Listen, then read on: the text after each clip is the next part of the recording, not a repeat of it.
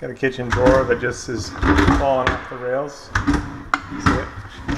If you look there, you can see what's going on. It's just as it gets to this part, it's off that rail. If we just extend that rail out a bit, then we should be good. It's just a quick, easy deal of loosening this up and put a little spacer on this side. Here, a piece of cardboard works. The screw's got to be long enough to grab, but as long as that extends, then it's good. I've got a smart key insert. I've got tons of those.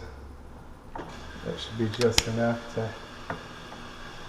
do the deal. Slid it in there. I've got so many of those smart keys because every lock comes with one. So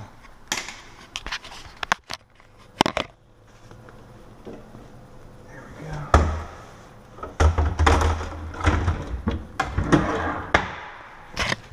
No more falling off the rails.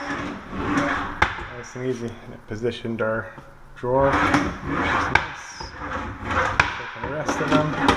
They're all good. It's a quick, easy fix. Smart key fix. Done deal. You can try to make it fall off. It won't fall off.